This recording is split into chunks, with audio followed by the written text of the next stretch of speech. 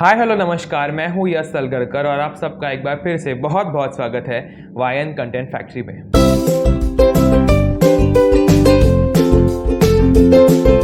तो गाइज, आज हमारे साथ जो गेस्ट मौजूद है वो एक कास्टिंग डायरेक्टर है और वो जाने जाते हैं एड फिल्म्स की दुनिया के कास्टिंग डायरेक्टर। उन्होंने बहुत सारे एड्स की कास्टिंग की है, उसके अलावा मूवीज़ की कास्टिंग करते हैं और एपिसोडिक्स और डेली सोप्स की भी कास्टिंग करते हैं। मैं बात कर रहा हूँ हिमेश चौधरी का। हिमेश जी, आपका बहुत बहुत स्वागत है हमारे इस how to be an actor series के इस एपिसोड में। Thank you Yash. So Himesh ji, हमारे चैनल की एक परंपरा है, आप प्रथा कह लीजिए, कि हमारे पास जो भी गेस्ट आते हैं उनका स्वागत हम बहुत सारे गिफ्ट्स देके करते हैं। तो हमारा पहला सेगमेंट वही है, गिफ्टिंग सेगमेंट। तो हम स्टार्ट करते हैं हमारी पहली सेगमेंट जो है #रिवाज। चलिए।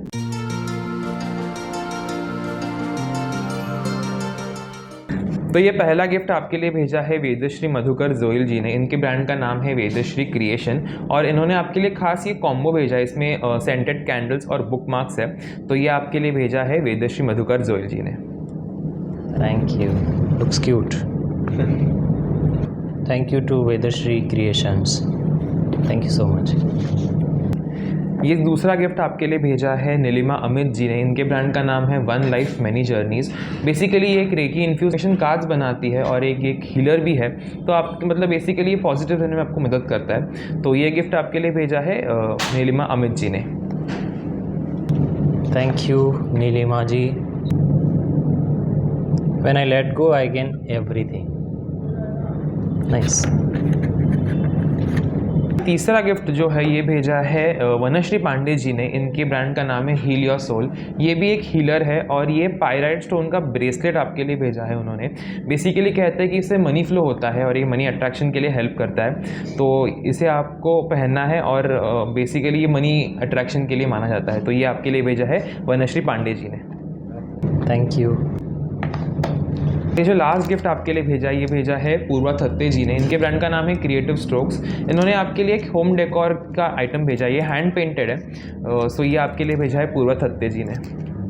Thank you creative stroke. Yes, thank you so much, it's nice. So हमारा गिफ्ट देने का सिलसिला तो अभी ख़त्म हुआ और आई होप आपको सारे गिफ्ट्स अच्छे लगे और आप डेफिनेटली यूज़ भी करेंगे इन्हें। और अभी हम जहाँ पे बैठे हैं ये हम बैठे हैं करीम्स लोखंडवाला में। यहाँ पे बेसिकली इनकी बिरयानीज़ वगैरह फेमस है, तो आप लोग भी आ सकते हैं यहाँ पे और इनकी डेलिकेसीज ट्राई कर सकते हैं। सो सब अभी गिफ्ट देने का सिलसिला ख़त्म हुआ। अभी हम जो नेक्स्ट हमारा जो मेन टॉपिक है, जो मेन हमारा राउंड है, उसकी तरफ हम बढ़ते हैं, जो है #दिल खोल बातें। हमारे सेगमेंट का नाम है, सेकेंड सेगमेंट जो है।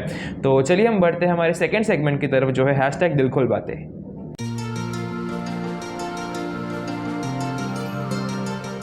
सेगमेंट स्टार्ट करने से पहले इन्होंने कहा कि वो ब्रेसलेट मैं अभी पहन लेता हूँ। तो यस, आप पहन सकते। I'm expecting a lot of money now. Vanashree जी ये देख के ज़रूर खुश होंगी कि इनके गिफ्ट सबको अच्छे लग रहे हैं। तो सबसे पहला मेरा क्वेश्चन आपके लिए ये है कि कास्टिंग डायरेक्टर बनने का क्यों सोचा? So I came to Bombay to become an actor. Okay. And when I came to Bombay, तो यहाँ पे जब देखा तो समझ में आया कि मैं प्रिपेयर नहीं हूँ एक्टर बनने के लिए। जो सोच के आया था वो नहीं है मेरे पास कुछ भी, सिर्फ एक सपना है कि हाँ एक्टर बनना, इसीलिए उठ के बॉम्बे आ गए। सो देन आई रियलाइज्ड कि यार यहाँ पे आप एक्टर बनने के लिए आपको प्रिपेयर तो रहना पड़ेगा ना, कि इट्स नॉट ओनली अबाउट कि you thought about it and just came to Bombay and actor बन जाओगे। True. Acting is a serious art and वो आर्ट में मुझे ABCD भी नहीं आता था। ओके। तो I was looking for something to just survive and settle here. So आपको ऐसे नहीं लगा कि आपको इस सब पे काम करना चाहिए? और मतलब एक्टिंग भी हो सकती है, ऐसे ही नहीं है? एक्टिंग भी हो सकती है बट एक्टिंग का बेसिक ही नहीं पता। ओके। प्लस कोई गाइडेंस नहीं था how to start. So initial ये पता होना बहुत ज़रूरी है कि हाउ टू स्टार्ट। तो आप जो मतलब नए आएंगे तो उनको आप क्या सलाह देंगे कि वहाँ से आप कुछ बेसिक, अब जहाँ भी हैं वहाँ से अपना बेसिक क्लियर करके आएँ।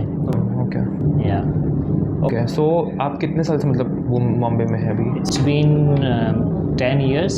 ओके ओके, 10 साल से इसी इंडस्ट्री में। और कास्टिंग डायरेक्टर बेसिकली मतलब बनना एक्टर था बट बन कास्टिंग डायरेक्टर गए। Okay fine. सो अभी ये और एक मेरा सवाल इसमें आता है कि कास्टिंग डायरेक्टर बन तो गए बट आपको ये जो आप कर रहे हो वो अच्छा लग रहा है क्या? हाँ, अच्छा लग रहा है क्योंकि वो जो था ना, वो एक्टिंग बनना तो वो सब इंटरव्यूज़ देख के, ग्लैमर चकाचौंध देख के आ गए थे, जैसे मोस्ट ऑफ द टैलेंट्स आते हैं मुंबई।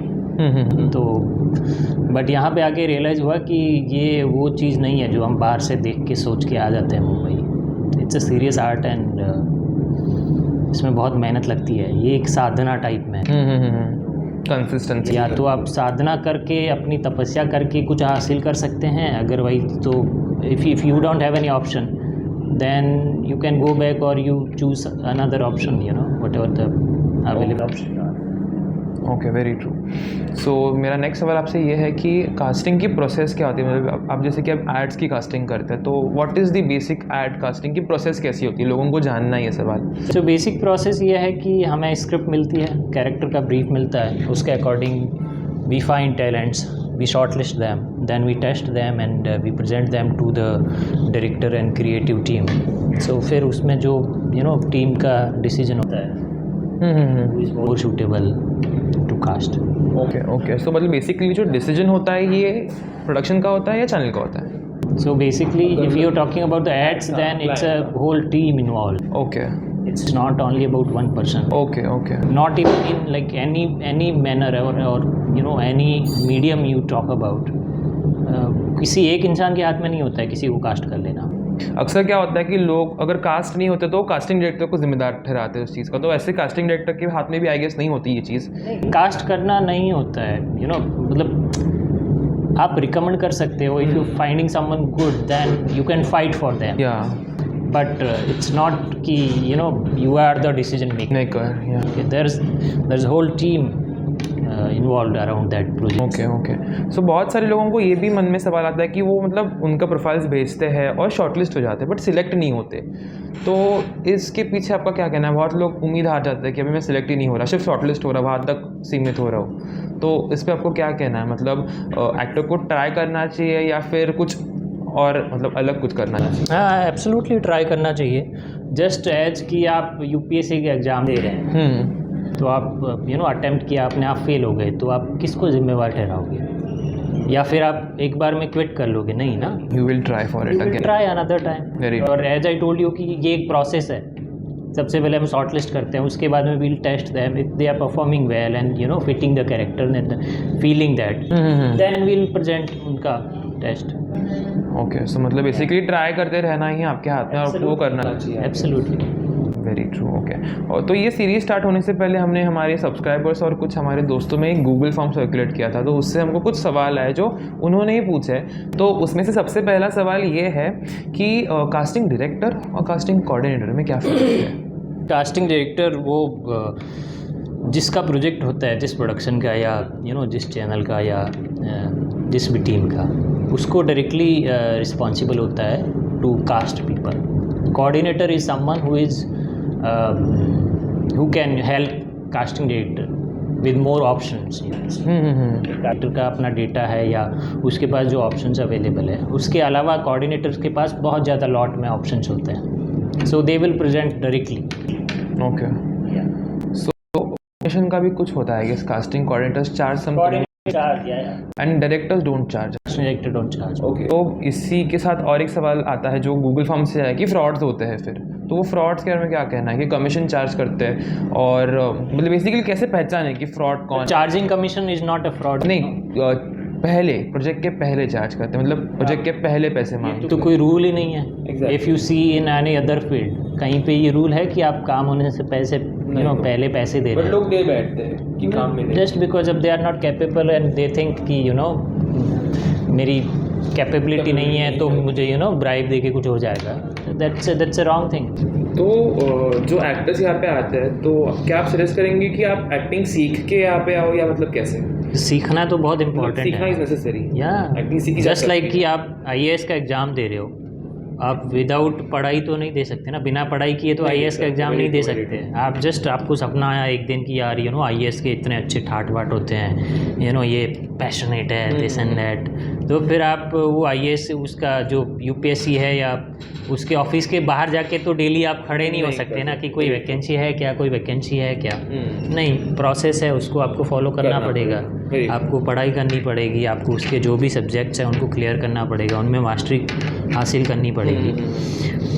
तो सेम विद एक्टिंग ऑल्सो, ये मतलब ये तो बहुत टफ जॉब है एक्टिंग, जिसको बहुत ईजी समझ के आ लोग ऐसे ही आ जाते हैं। हाँ, बहुत सारे, मतलब मैं भी उनमें ही था जो इनिशियल में आया था ना, मैं उनमें ही था।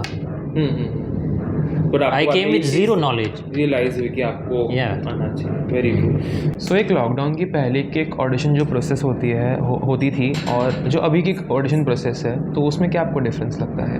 वर्क फ्रॉम होम ऑनलाइन हो गया, ऑनलाइन ज़्यादा हो गया है। ड्यूरिंग कोरोना हमने जो स्टार्ट करा सेल्फ टेस्ट का, उससे ये भी फ़ायदा हुआ कि एक्टर्स ने भी अपने सेटअप्स छोटे छोटे बना लिए घर पे।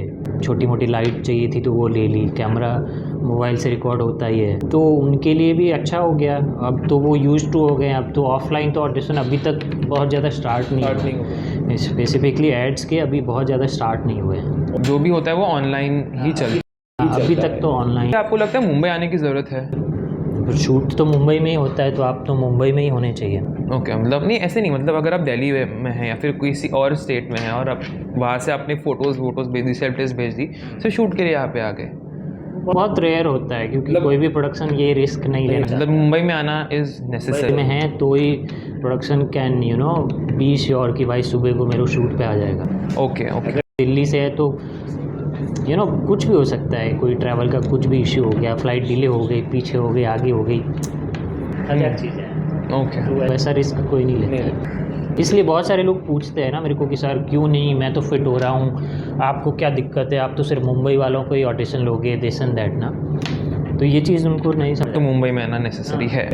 ओके, जब शूट मुंबई में है तो आपको मुंबई में होना चाहिए। राइट। बहुत रेयर ऐसे प्रोजेक्ट्स होते हैं जहाँ हम बाहर वालों को कंसिडर करते हैं, तो फिर उसमें करते हैं। ओके। सो आप कौन सी प्रोसेस ज़्यादा एंजॉय करते हैं, ऑनलाइन प्रोसेस या फिर ऑफलाइन की जो प्रोसेस है? ऑनलाइन ज़्यादा इजी है। ओके, बट एंजॉय कौन से?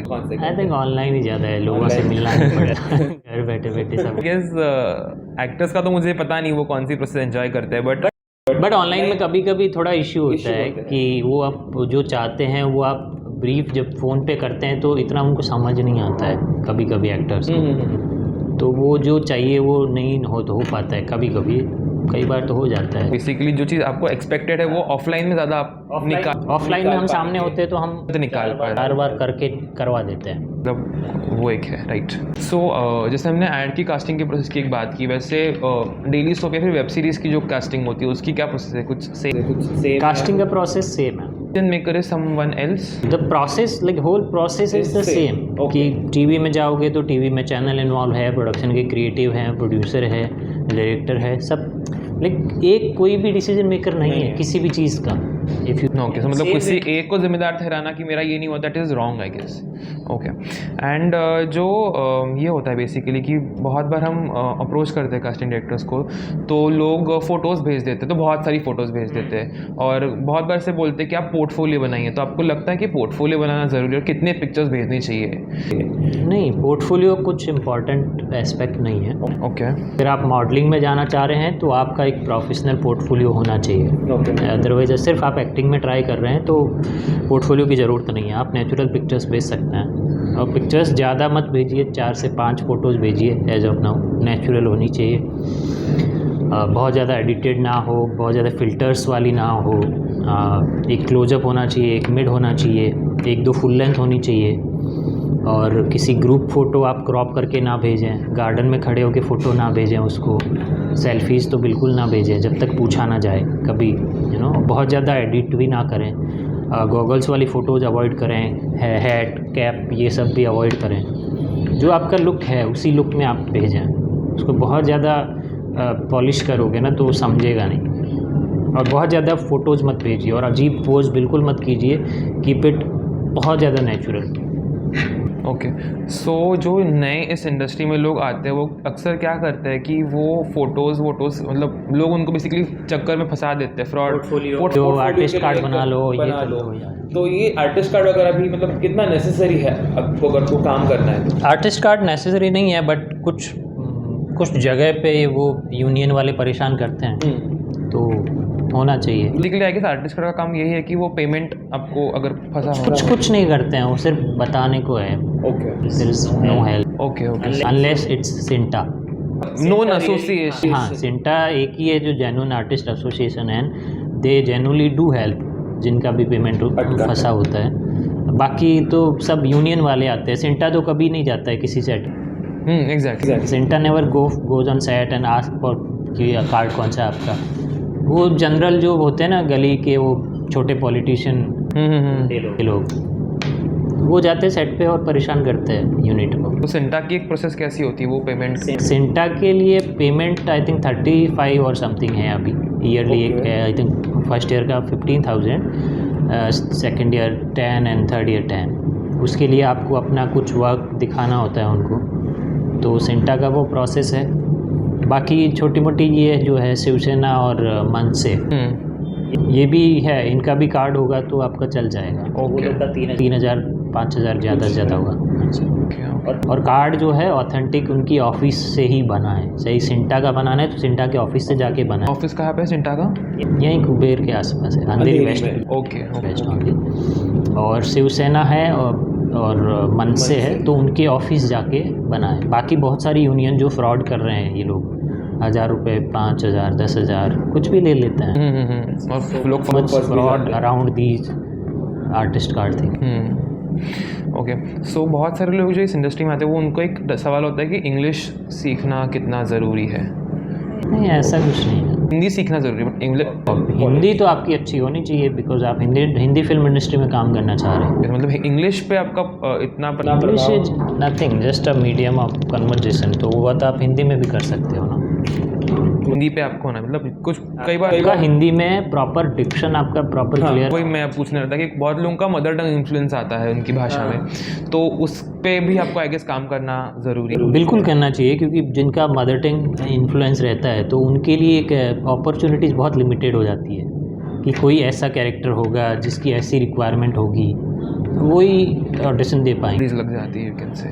जब तक आप प्रॉपर पेन इंडिया हिंदी नहीं होगा तब तक अच्छा नहीं है, आपके पास कम अपॉर्चुनिटीज़ रहेंगी। ओके और कास्टिंग के जो अपडेट्स होते हैं, जो मतलब नए आते हैं, जो फ्रेशर्स होते हैं, तो उनको वो कास्टिंग की अपडेट्स ये बहुत बड़ा सवाल होता है कि पता कैसे करें। तो आजकल तो सोशल मीडिया के ज़माने में तो हर कास्टिंग एजेंसी, हर कास्टिंग डायरेक्टर अपनी पोस्ट करता है स्टोरीज इंस्टाग्राम पे। हाँ, इंस्टाग्राम पे सबकी रहती है।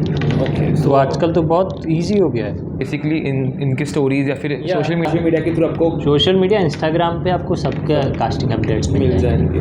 ओके सो आई गेस आप सब लोगों को भी ये चीज़ ध्यान में रखनी चाहिए कि अगर आप यहाँ पे आ रहे हैं और अगर आप कुछ मतलब किसी को अप्रोच कर रहे हैं तो उनके सोशल मीडिया हैंडल्स भी चेक कीजिए, आपको वहाँ पे अपडेट्स दिख जाएंगी। आप अगर आपसे लोगों को जुड़ना है, आपको प्रोफाइल्स मेरे इंस्टाग्राम पे स्टोरीज में रहता है कास्टिंग स्टोरीज पे। Okay okay okay fine. So ये सोशल मीडिया का जब हम जैसे बात करें तो बहुत सारा जो हम अकाउंट्स देखते हैं सोशल मीडिया पे वो फेक होते हैं, फ्रॉड होते हैं, बहुत सारे होते हैं। वो मतलब कैसे आइडेंटिफाई करें और उनसे कैसे बच के रहे? तो सबसे इम्पॉर्टेंट तो है कि आप जिस बंदे से कांटेक्ट में हैं, सोशल मीडिया पे कोई प्रोफाइल है और आपको किसी ने अप्रोच किया या आपने किसी को अप्रोच किया, तो उनका वर्क प्रोफाइल क्या है वो ज़रा फाइंड आउट कीजिए। उनकी प्रोफाइल पे देखिए, उसकी ऑथेंटिसिटी चेक करिए। सारे लोग किसी का भी वर्क डाल देते हैं, अपने उस पर दिखा लेते हैं। Recently someone did with me, मेरा ही काम दिखा, you know he was fooling around. So उससे इम्पॉर्टेंट है कि आप गूगल पे जाएं, उस बंदे का नाम सर्च करें, वो प्रोजेक्ट जो मेंशन किए हैं उस प्रोजेक्ट को गूगल पे सर्च करें, उनका IMDb देखें, विकिपीडिया देखें, उनकी क्रेडिट लिस्ट गूगल पे सब मिल जाएगा आपको। क्रेडिबिलिटी चेक करें और फिर जेन्युइन उनका क्रेडिट कहीं ना कहीं डेफिनेटली होगा। ओके अदरवाइज आपको बहुत सारे ऐसे अकाउंट्स दिख जाएंगे जो आई डोंट नो वो कौन सी दुनिया में कास्टिंग में एग्जिस्ट करते हैं, but they are fooling people and they are posting pictures with celebrities and faking it like they are the celebrity maker। Insta पे कमेंट करो, जिसको जो इंटरेस्टेड है नेटफ्लिक्स में 50,000 रुपये per day that are just rubbish, and people are so fool. भी देते हैं डेस्पिरेसी में. They are doing it just like that. And वो वही लोग हैं जिनको अपनी एक्टिंग का ज़ीरो पता है, जिनको एक्टिंग बिल्कुल नहीं आती. उनको लगता है कि मेरे को कोई भी स्टार बना देगा ऐसे ही, in that fake hope. And वो अपना इंस्टा फॉलोअर्स बढ़ाते हैं बस. There is nothing, they have zero work. तो क्रेडिबिलिटी चेक करें और फिर अप्रोच करें, that is the main rule. 1 minute भी आप किसी का अपना वेस्ट ना करें ना, किसी ऐसे पे जिससे आपको कुछ फ़ायदा नहीं होने हम नहीं मिलने वाला है कुछ ऐसा. लास्टली जो एक्टर्स इस इंडस्ट्री में आना चाहते हैं, जो मुंबई के बाहर से, जो मुंबई में, उनके लिए आप क्या मैसेज देना चाहेंगे? प्रिपेयर्ड आइए. ओके. जैसे ऐसे ही बिना एक्टिंग सीखे अगर आपको नॉलेज नहीं है तो फिर आप मुंबई मत आइए. ओके.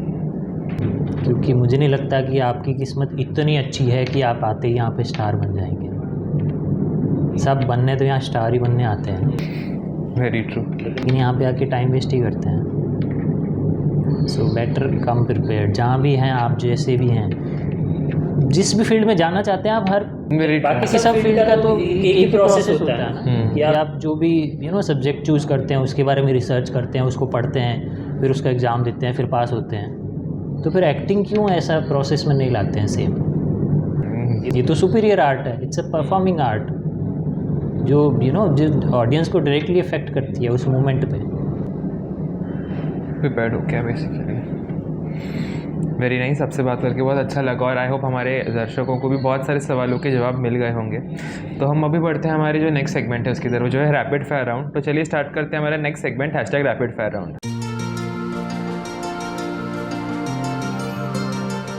तो पहला हमारा हम आपको ऑप्शंस देंगे कुछ. तो ऑप्शंस में पहला आपका है ऑफलाइन ऑडिशन या फिर online audition. Online audition. Online audition. फिर एड्स की कास्टिंग या फिर फिल्मों की कास्टिंग. एड्स की कास्टिंग. फिर अभी आपके कुछ फेवरेट कुजीन. कुछ नहीं, जो मिल जाए, सब्जी रोटी. मतलब जो खाने जिससे पेट भर जाए. नहीं, बस ओके. फेवरेट कास्टिंग प्रोजेक्ट जो आपने कास्ट किया है. I think Santoor was good. Santoor ad. Okay. Favourite destination. मैं इंडिया से बाहर गया ही नहीं हूँ. ओके, बट फिर मेरा गांव राजस्थान. सो अगेन राजस्थान या फिर Mumbai. Rajasthan. Okay. Favourite person as any ad. Okay. Rapid fire का सेगमेंट भी यहीं पे ख़त्म होता है और अभी हम बढ़ते हैं हमारा लास्ट सेगमेंट जो है वो है मसालेदार गेम्स. इस सेगमेंट में कुछ गेम्स हम खेलेंगे. तो हम स्टार्ट करते हैं हमारा नेक्स्ट सेगमेंट जो है #मसालेदार गेम्स.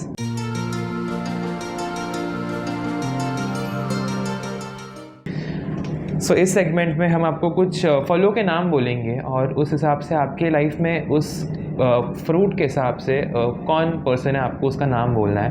कोई भी पर्सन हो सकता है, प्रोफेशनल हो सकता है, कोई भी चल सकता है. So first is coconut. मतलब जो बाहर से सख्त है और अंदर से. मैं ही हूँ. आपके अलावा? मेरे अलावा तो कौन है? मैं ही हूँ. ओके. तो फर्स्ट जो ऑप्शन था इसमें, तो जो फर्स्ट ऑप्शन था इसमें उन्होंने खुद का ही नाम ले लिया है. एप्पल, जो सेहत के लिए बहुत अच्छा होता है. ऑल फ्रेंड्स आपके. ओके. मैंगो, जो बहुत टेस्टी होता है, यू कैन से, मतलब जो सबके साथ, मतलब आप उसके साथ अगर रहेंगे तो आपको अच्छा लगेगा.